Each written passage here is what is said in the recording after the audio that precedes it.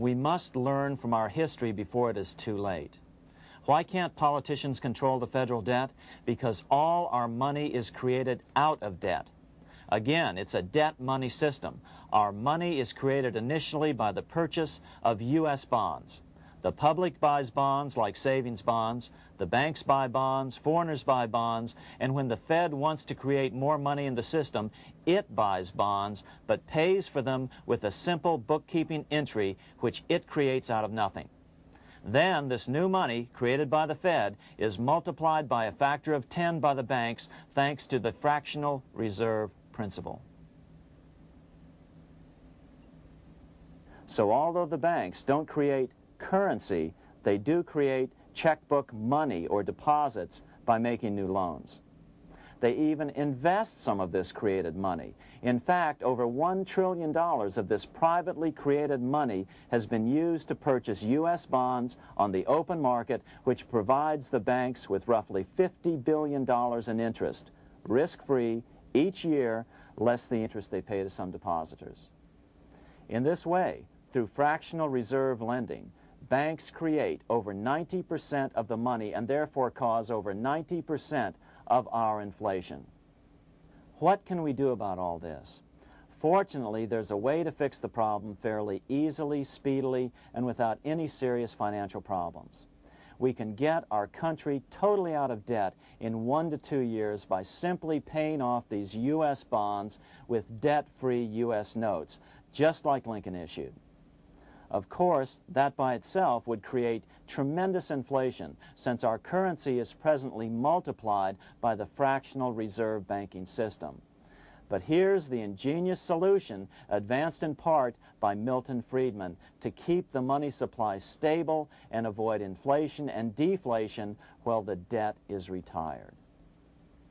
As the Treasury buys up its bonds on the open market with U.S. notes, the reserve requirements of your hometown local bank will be proportionally raised, so the amount of money in circulation remains constant. As those holding bonds are paid off in U.S. notes, they will deposit this money, thus making available the currency then needed by the banks to increase their reserves.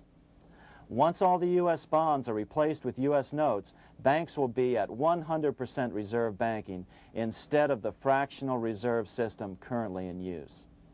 From this point on, the former Fed buildings will only be needed as a central clearinghouse for checks and as vaults for U.S. notes. The Federal Reserve Act will no longer be necessary and could be repealed. Monetary power can be transferred back to the Treasury Department. There would be no further creation or contraction of money by banks.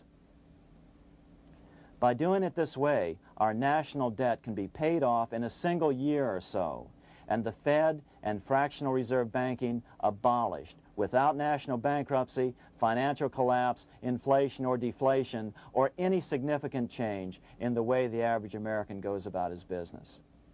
To the average person, the primary difference would be that for the first time since the Federal Reserve Act was passed in 1913, taxes would begin to go down.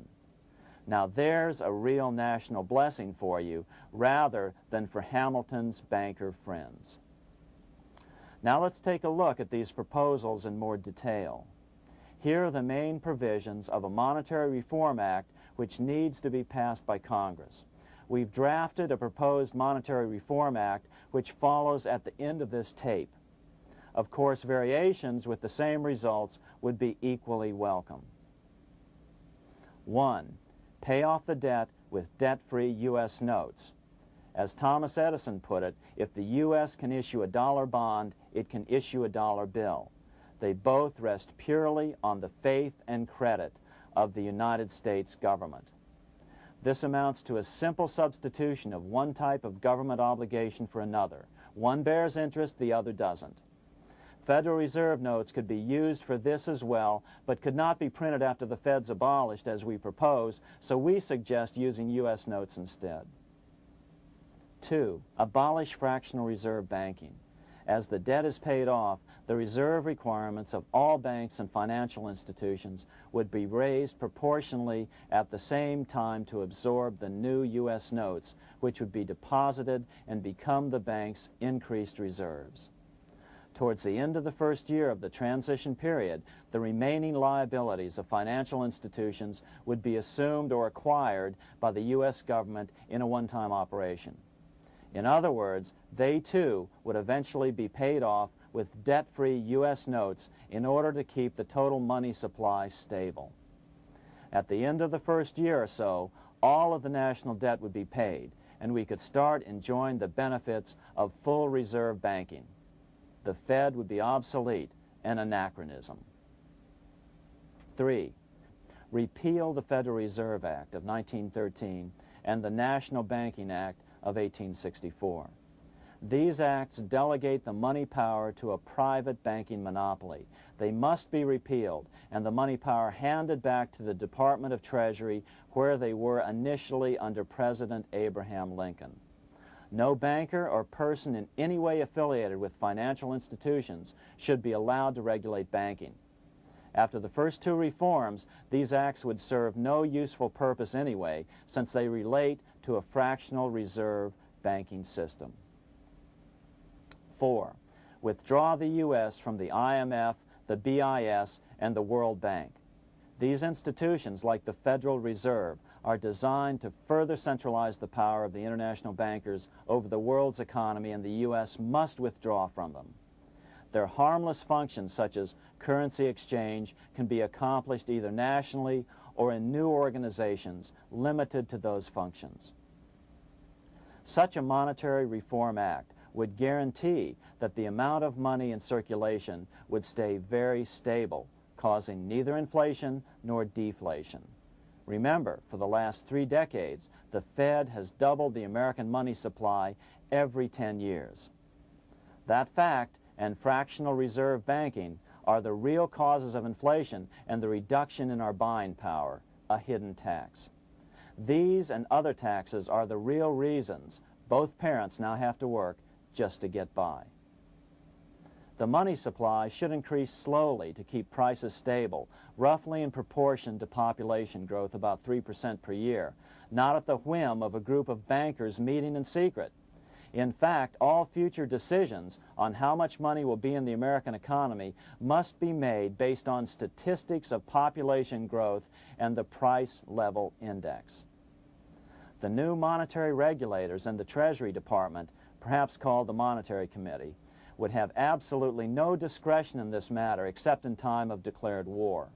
This would ensure a steady, stable money growth of roughly 3% per year, resulting in stable prices and no sharp changes in the money supply. To make certain the process is completely open and honest, all deliberations would be public, not secret, as meetings of the Fed's Board of Governors are today. How do we know this will work? Because these steps remove the 2 major causes of economic instability, the Fed and fractional reserve banking, and the newest one as well, the BIS, Bank of International Settlements. But most importantly, the danger of a severe depression would be eliminated.